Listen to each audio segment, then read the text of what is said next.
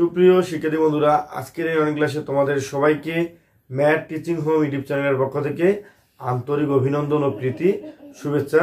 শিক্ষার্থী বন্ধুরা, আশা করছি তোমরা সকলেই সুস্থ আছো এবং ভালো আছো। শিক্ষার্থী বন্ধুরা, আজকের এই অনলাইন ক্লাসে মূলত আমি তোমাদের অষ্টম শ্রেণীর গণিত বইয়ের একটি অভিজ্ঞতা হচ্ছে ক্ষুদ্র সঞ্চয়ে ভবিষ্যৎ গড়ি। এই অভিজ্ঞতার আজকে আমি ষষ্ঠ পর্ব নিয়ে আলোচনা করব।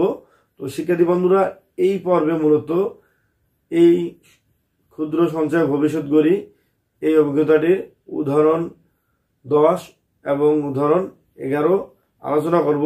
শিক্ষার্থী বন্ধুরা, আসলে এরপরেই আমরা অনুশীলনী অঙ্কগুলোতে যাব।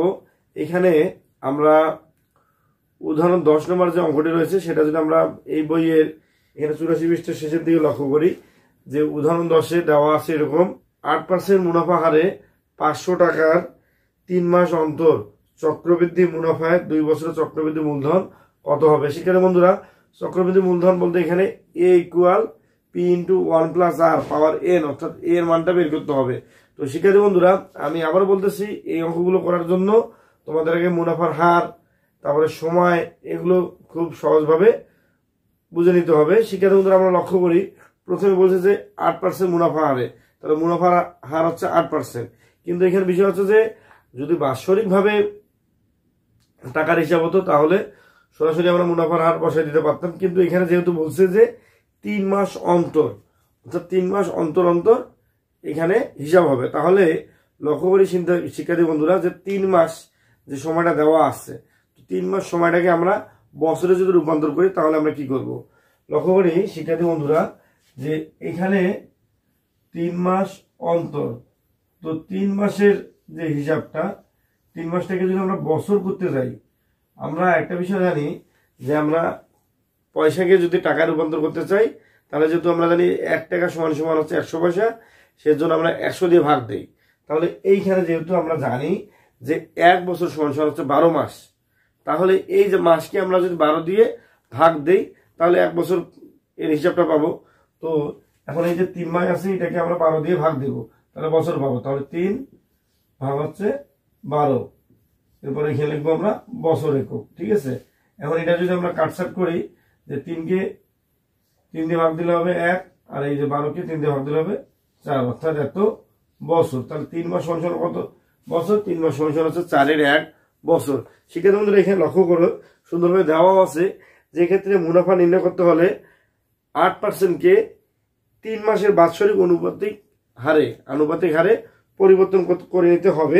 অর্থাৎ 3 মাস সমান সমান আমরা যেটা করে নিলাম হিসাবটা, যে 3 ভাগ 12 এত বছর, তারপর হচ্ছে 3 ভাগ 12, অর্থাৎ 3কে 3 দিয়ে কাটা দিলে হবে 1, আর এই 12কে 3 দিয়ে কাটা দিলে হবে 4, এত বছর হয়ে গেল। শিক্ষার্থী বন্ধুরা, এখন দেখি যে আসলে 3 মাস অন্তর অন্তর যখন মুনাফা নেওয়া হচ্ছে তাহলে বছরে কয়বার মুনাফা পাচ্ছে এটা হিসাব করতে হবে।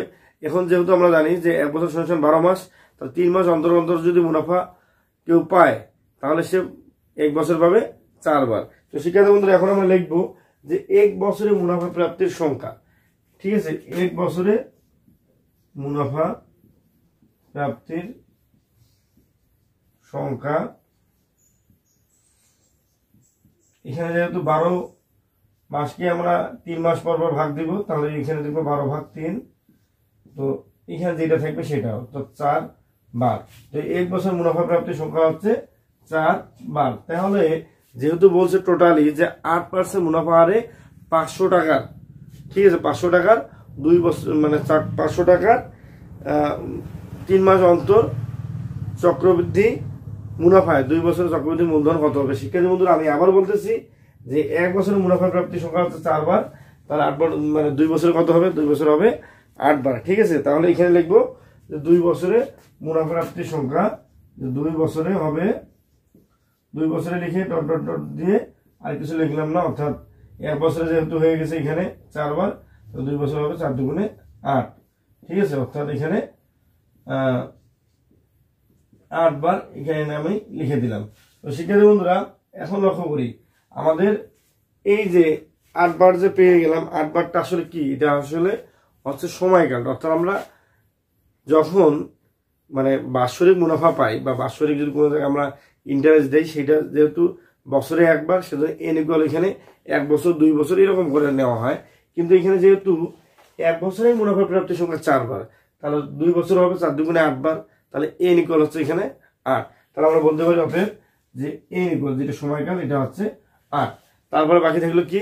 বাকি থাকলো অবশ্যই যে আসল পি ইকুয়াল হচ্ছে 500, আর এখানে বাকি থাকলো মুনাফার হার। মুনাফার হার এখন কত হবে এটা বিষয়। এখন শুরুতে লক্ষ্য করি 3 মাস অংশ আমরা কত লিখছি?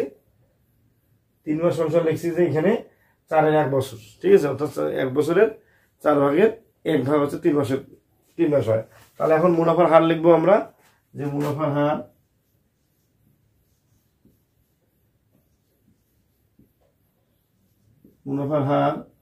আর ইকুয়াল, এইখানে একটা বিষয় আছে যে মুনাফার হার 8% কি 8%-ই রাখবো না এখানে কোনো হিসাব আছে? এটা আসলে মূলত ডিপেন্ড করতেছে যে 3 মাস অন্তর অন্তর যে বছরটা হবে, ঠিক আছে, 3 মাস অন্তরকে যদি আমরা বছরের মধ্যে করি, অর্থাৎ বছরের কত অংশ, তাহলে কি বছরের হচ্ছে 4-এর 1 অংশ, তাহলে আমরা এই 4-এর 1 অংশের সাথে যত পার্সেন্ট বলছে 8% আমরা গুণ করে দিব, ঠিক আছে। এখন দেখি যে 8%কে যদি 4 দিয়ে ভাগ দেয় তাহলে হবে 2%, আর 2%কে কি করতে হবে? পার্সেন্ট উঠে দিতে হবে, অর্থাৎ 2%কে যদি 100 দিয়ে ভাগ দেয় তাহলে আমরা এখানে পাবো 0.02। শিক্ষার্থী বন্ধুরা, আশা করছি তোমরা এটা বুঝতে পারছেন যে কিভাবে আসলো বা জায়গা স্বল্পতার কারণে দেখা যাচ্ছে কিনা তোমরা লক্ষ্য করো।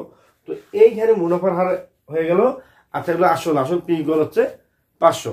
এটা আমি যদি এখানে লিখি যে আসল পি ইকুয়াল 500 টাকা, তো 500 টাকা লিখলাম, জায়গা স্বল্পতার কারণে উপরেই লিখে নিলাম।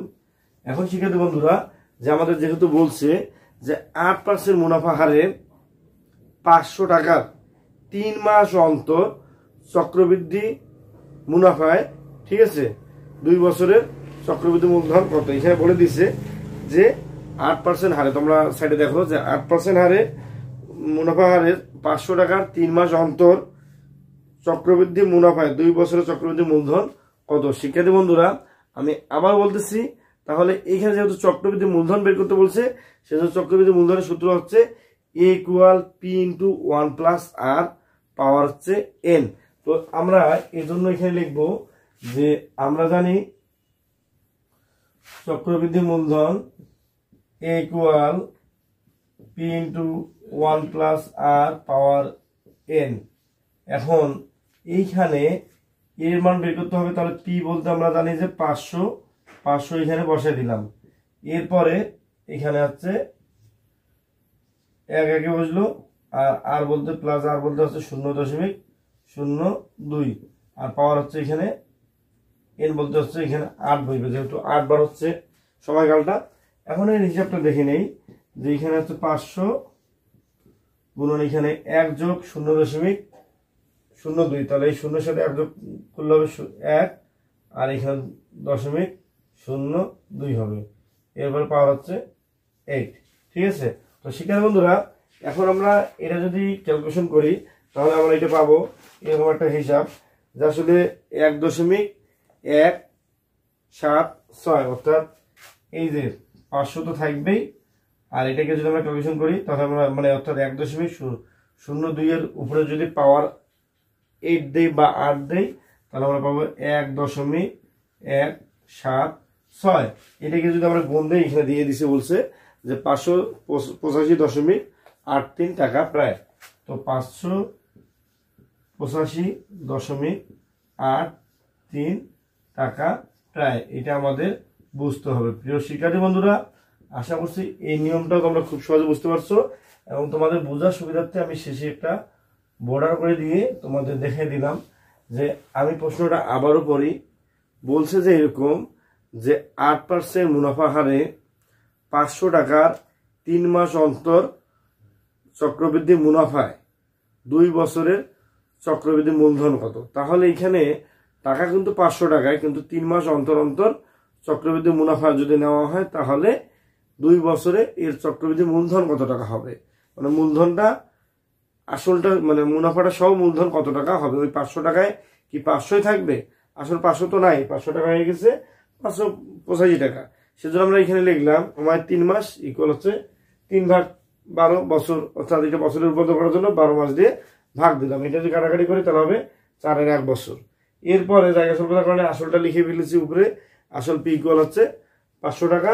এরপরে 1 বছরের মুনাফা প্রাপ্তির সংখ্যা হচ্ছে তাহলে কত, যেহেতু 3 মাস পর পর মুনাফা পাবে, তাহলে কেউ যদি এমন হয় যে জানুয়ারি থেকে শুরু করে ও মার্চে পাইলো, তো মার্চে একবার, তারপর 3 মাস হচ্ছে জুনে একবার, তারপর এখানে হচ্ছে সেপ্টেম্বরে একবার, আর এখানে ডিসেম্বরে একবার, অর্থাৎ 4 বার হয়ে গেল। তাহলে 1 বছরের মুনাফা প্রাপ্তির সংখ্যা হচ্ছে 12/3, যেহেতু 3 মাস পর পর পায় সেজন্য হয়ে গেল 4 বার, তাহলে 2 বছর হবে 8 বার। ঠিক আছে, অর্থাৎ এইখানে এন সময়কাল এন বলতে হচ্ছে 8। ঠিক আছে, এখন আমি বলি যে মুনাফার হার। এখন মুনাফার হারের বিষয়টা কি, মুনাফার হারের বিষয়টা হচ্ছে যে এখানে যেহেতু বার্ষিক মুনাফার হার যখন হিসাব করা হয়, বার্ষিক মুনাফার হারটা হচ্ছে বছরে একবার একবার করে। এখন যেহেতু বলছে যে এইখানে যে সময়টা, অর্থাৎ সময়টা হচ্ছে তোমার 1 বছরে হোক, মুনাফার হার 1 বছর হচ্ছে 8%, কিন্তু এখানে 3 মাস অন্তর যেহেতু বলছে, তার 3 মাসের একটা আনুপাতিক বছর বের করতে হবে। বছরের সাথে সম্পর্ক আমরা দেখলাম যে 3 মাস সংখ্যা হচ্ছে 3/12 মাস দিয়ে ভাগ দিচ্ছি, বছর লিখলাম, অর্থাৎ 1/4, মানে 1/4 আছে, মানে বললে তো 4 1 বলি এটা। তাহলে এই যে 3 মাস অন্তর যেটা হইলো, এটাই মূলত মুনাফার হারের সাথে গুণ হয়ে অ্যাডজাস্ট হবে। সেই জন্য বলতেছি যে মুনাফা হার আর ইকুয়াল হচ্ছে 4 1 গুণন হচ্ছে 8%, অর্থাৎ 8%। এখন 8%কে যদি এই 4 দিয়ে ভাগ দেন পেয়ে যাবেন আপনারা 2%, আর 2%টাকে পার্সেন্ট উঠাই দেওয়ার জন্য মেইনলি এখানে আমরা কি করলাম, 100 দিয়ে ভাগ দিলাম। তো 2/100 সমান হচ্ছে 0.02।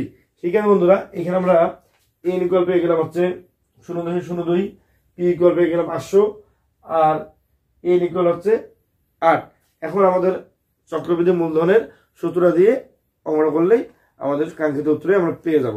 তো দেখি, আমরা জানি চক্রবৃদ্ধি মূলধন এ ইকুয়াল হচ্ছে পি ইন্টু 1 + r পাওয়ার হচ্ছে n। তো এখানে পি এর মান হচ্ছে 500, এর একে বসছে, আর এর মান হচ্ছে 0.02, আর এন বলতে হচ্ছে 8।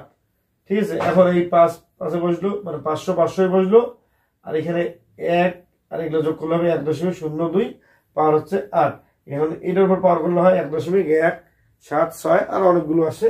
তো এখানে 500 গুণ অবস্থায় আছে, মানে এটা যদি গুণ করি আমরা পাবো যে 585.83 টাকা।